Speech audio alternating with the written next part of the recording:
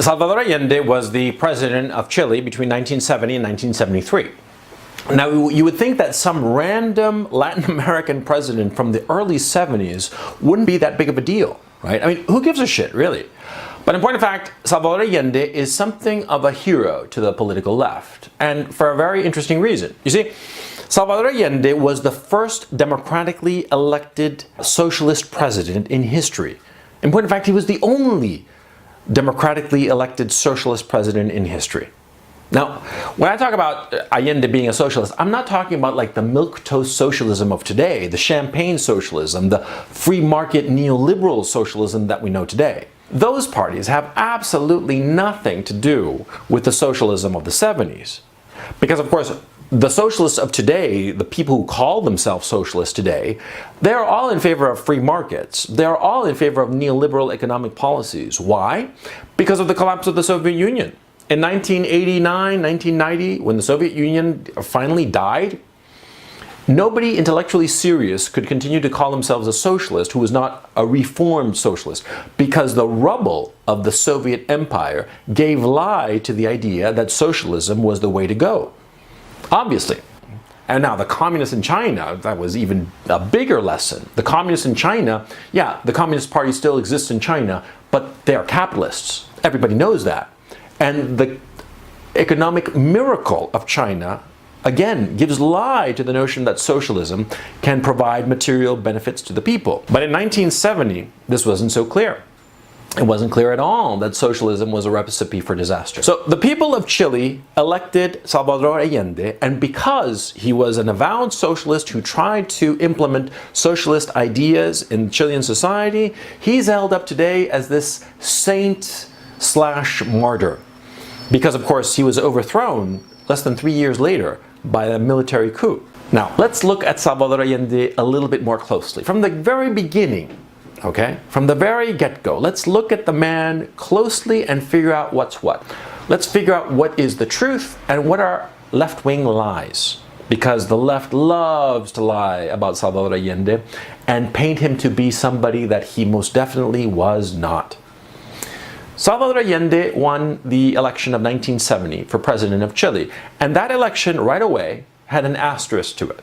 And it was a very simple asterisk. You see, the presidential elections in Chile were every 6 years. And in 1970, Salvador Allende ran against two other opponents. There were three candidates for that election. There was Salvador Allende, who represented the Popular Unity.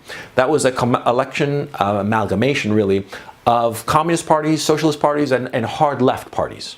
Then the center parties were led by Rodomiro Tomic, and that was the Christian Democrats. And the right-wing party, headed by the Partido Nacional, the National Party, was led by Jorge Alessandri. Those were the three candidates in the 1970 election, and what happened was that Allende won a plurality, not a majority, a plurality of the votes, because there was a three-way tie, statistically speaking.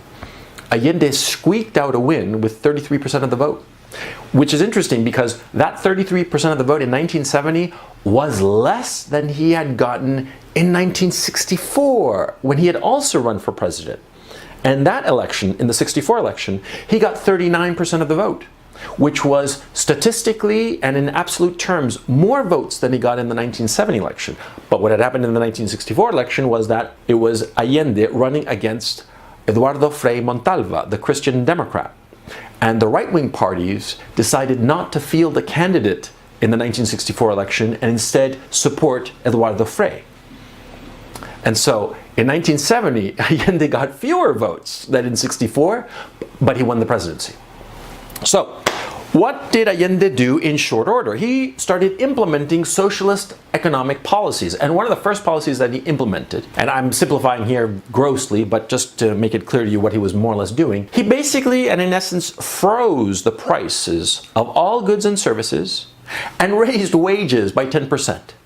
What do you think is going to happen? Well, the obvious happened. Hyperinflation. It happened like that. Within a few months of these economic policies happening, Chilean inflation, the inflation of the escudo, which was the currency at the time, the escudo started to lose value rapidly. I mean, it started just to disintegrate as a currency. Okay, and the only thing propping it up were the foreign currency reserves of Chile, because in 1970, Chile was a fairly prosperous country, and all of the successive governments had been very careful to maintain a positive balance of trade and to never ever run any kind of fiscal deficit. So Chile had a very large supply of hard foreign currencies, dollars, pounds, what have you.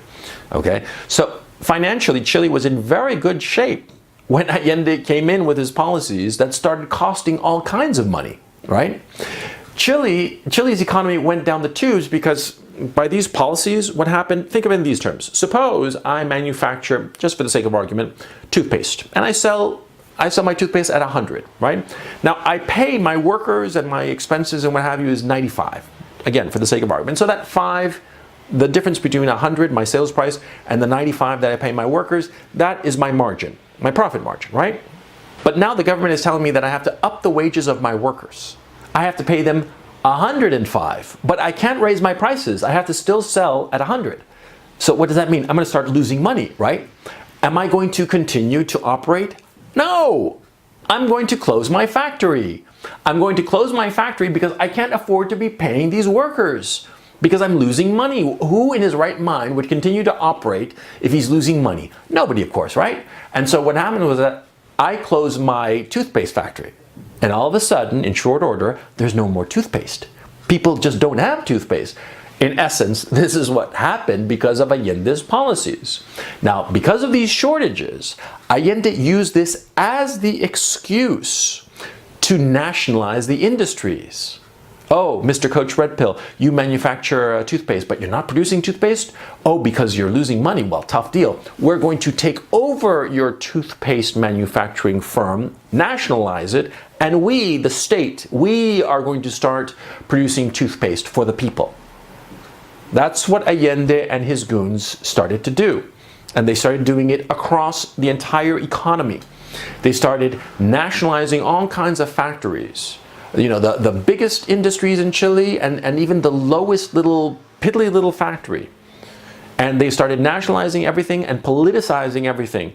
There would be a representative of the popular unity parties in every factory supervising the general manager of the factory or whatever. That's how it went. And of course, these factories started producing stuff, right? And the government started to take over the distribution because there were no goods and services anymore because, you know, everything had shut down, everything was falling apart, right? People were making huge lines for toilet paper and toothpaste and everything, the basics, what you need to survive.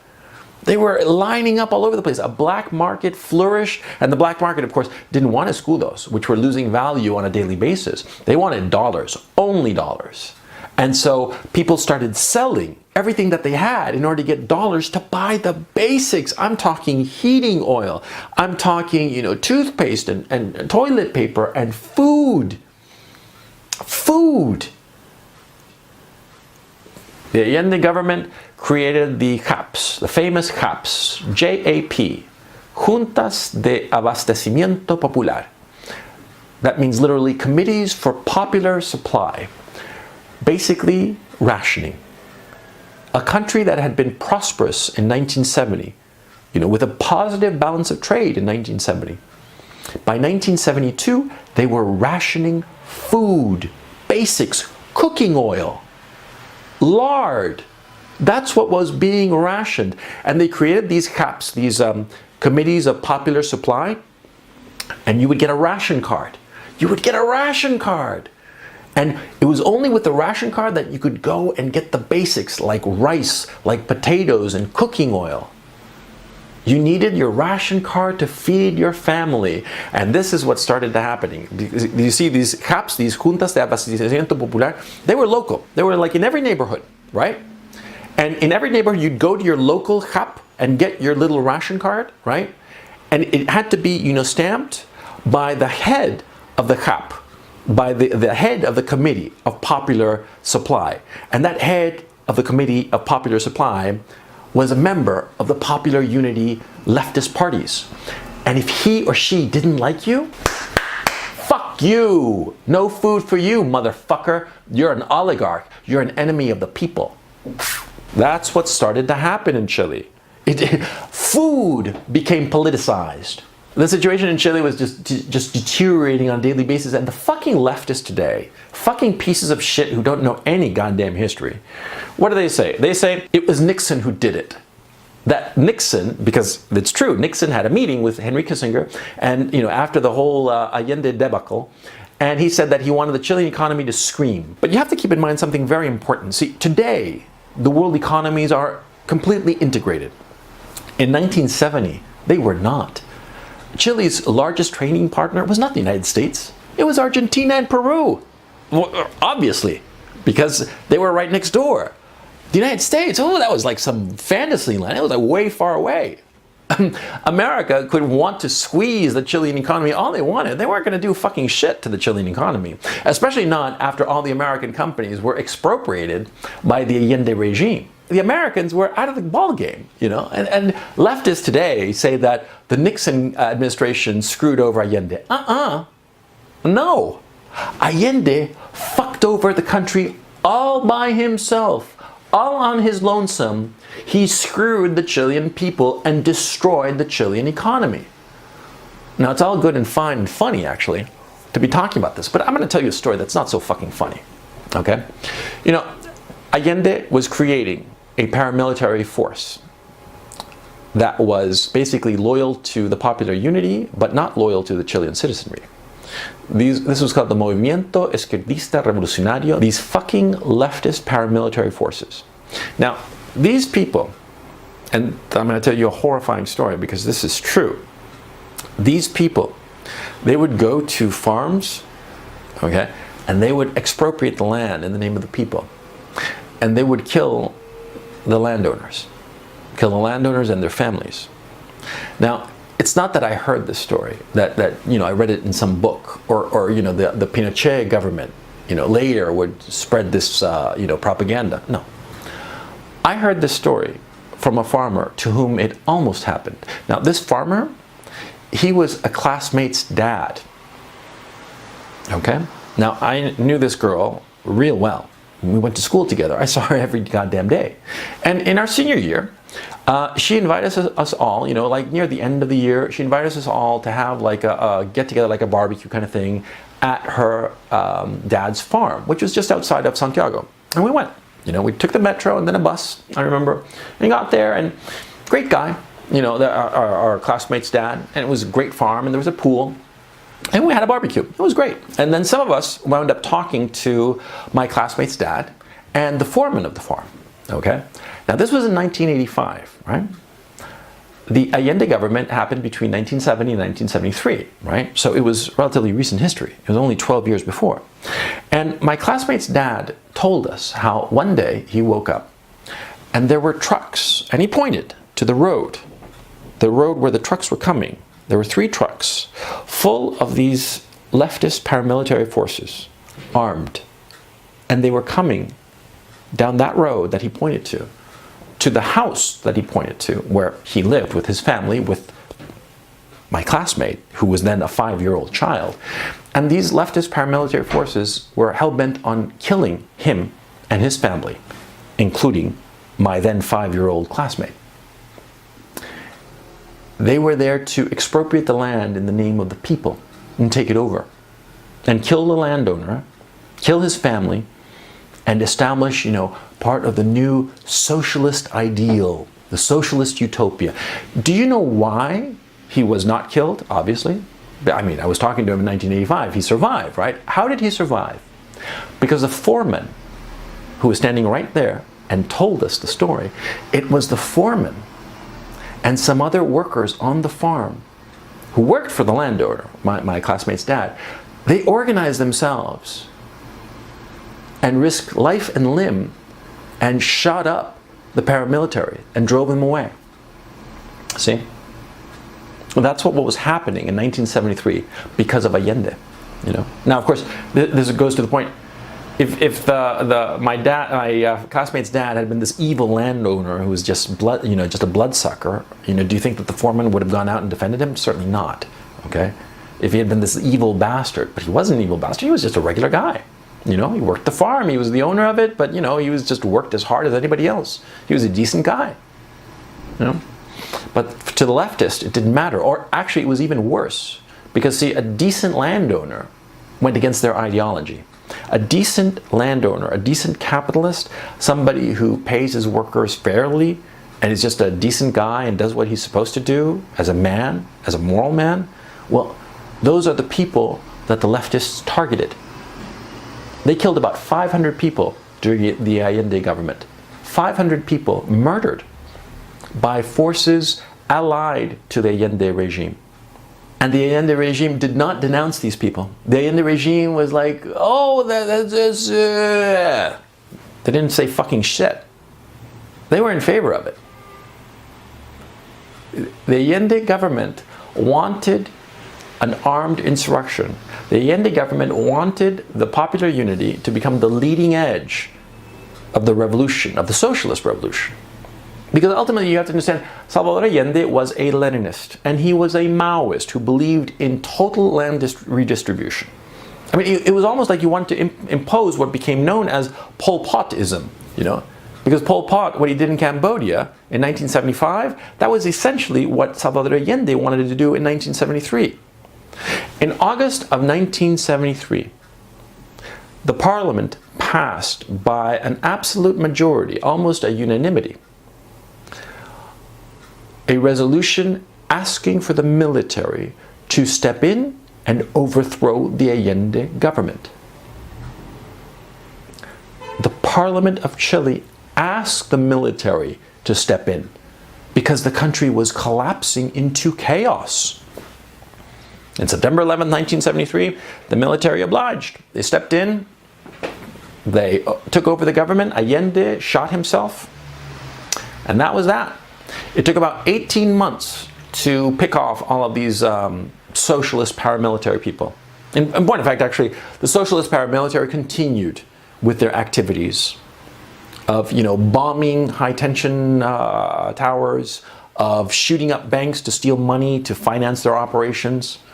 Now, this I know because I experienced it. I experienced blackouts during 1984, 11 years after the overthrow of Allende.